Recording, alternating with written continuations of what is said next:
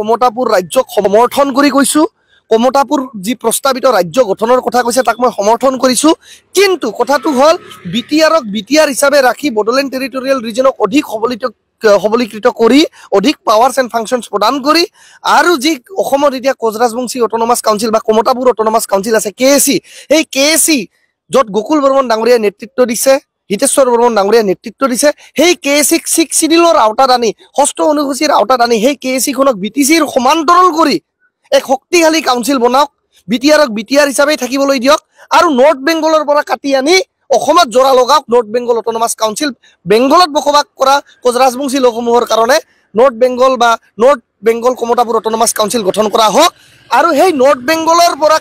অংশ কাটি আনি অসম ৰাজ্যৰ লগত জোৰা লগাই যৌথভাৱে এক বৃহত্তৰ অসম গঢ়ি তোলা হওক তাতে দীপেন বৰুৱাৰো ক'বলগীয়া একো নাই তাতে প্ৰমোদ বড়ো ডাঙৰীয়াৰো ক'বলগীয়া একো নাই তাতে হাগ্ৰামা মহিলাৰী গকুল বৰ্মন হিতেশ্বৰ বৰ্মন ডাঙৰীয়া কাৰো একো ক'বলগীয়া নাথাকিব বুলি মই অনুভৱ কৰো কাৰণ যেতিয়া আমি পাব বিচাৰিছো ক্ষুদ্ৰ ক্ষুদ্ৰ বস্তু কিন্তু আমি যেতিয়া আৰু বৃহত্তৰভাৱেহে যৌথ হ'ব পাৰিছো য'ত আমি বেংগলৰ পৰা ৰাজ্যৰ অংশ কাটি আনি অসমৰ লগত জড়িবলৈ সক্ষম হ'ম য'ত আমি তিনিটা কাউন্সিলে মিলি এক অট'নমাছ ষ্টেট হ'বলৈ সক্ষম হ'ম যিদৰে মেঘালয়ত খাচী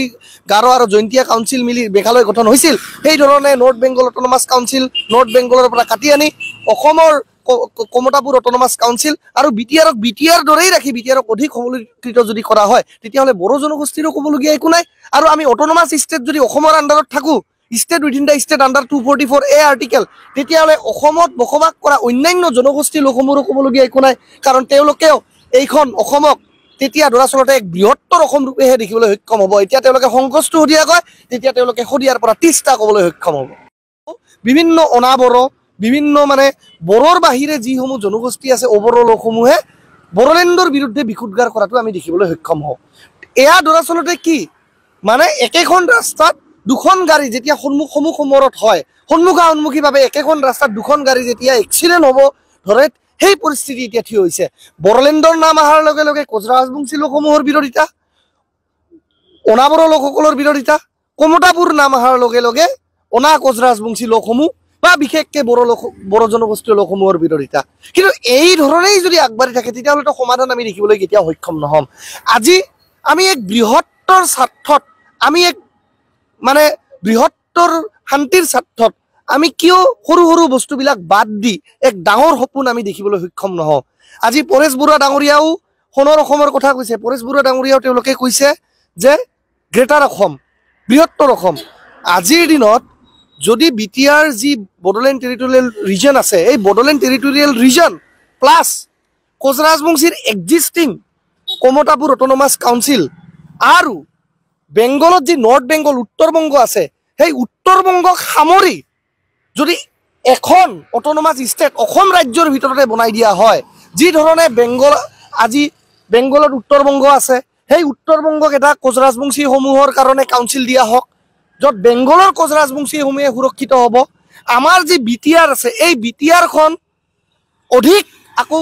পাৱাৰ প্ৰদান কৰি বিটিআৰখনক আৰু অধিক সবলীকৰণ কৰা হওক আৰু লগতে যি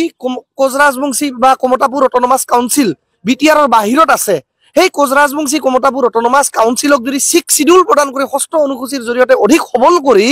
এই তিনিখন council north Bengal autonomous council Bodoland territorial region বা বডোলেণ্ড টেৰিটৰিয়েল কাউন্সিল আৰু কমতাপুৰ অট'নমাছ কাউন্সিল অসমৰ এই তিনিখন কাউন্সিল মিলাই যদি এখন অট'নমাছ ষ্টেট গঠন কৰিব পাৰি আৰু সেই নৰ্থ বেংগলৰ কাউন্সিলখনক কাটি লৈ আনি যদি অসমৰ লগত জোৰা লগাব পাৰি সেই অট'নমাছ ষ্টেটত ষ্টেট উইথিন দ্য ষ্টেট তেতিয়াহ'লে পৰেশ বৰুৱা ডাঙৰীয়াৰ যি সপোন বৃহত্তৰ অসমৰ সেয়াও সম্পন্ন হ'ব নৰ্থ বেংগলক কাটি আনি অসমৰ লগত জোৰা লগোৱা হওক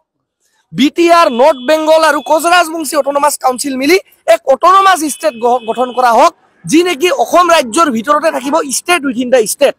under article 244A autonomous state তেতিয়াহ'লে অসমৰ পৰিসীমাও বৃদ্ধি হ'ব অসমৰ যি ৰাজ্যৰ ক্ষমতা সেয়াও বৃদ্ধি হ'ব আৰু তদুপৰি ঐতিহাসিকভাৱে কেৱল সংকোচটো চদিয়া নহয় আমি 30টাৰ পৰা সদিয়ালৈকে অসম ৰাজ্যখন বিস্তাৰ হোৱাটো আমি দেখিবলৈ সক্ষম হ'ম আৰু সেই বাৰেৰহণীয়া বা বিভিন্ন যি গোষ্ঠীসমূহৰ যি মিলনৰ ভূমি অসম সেয়া দৰাচলতে এক মিলনৰ ভূমি হিচাপেহে জাগৃত হৈ উঠিব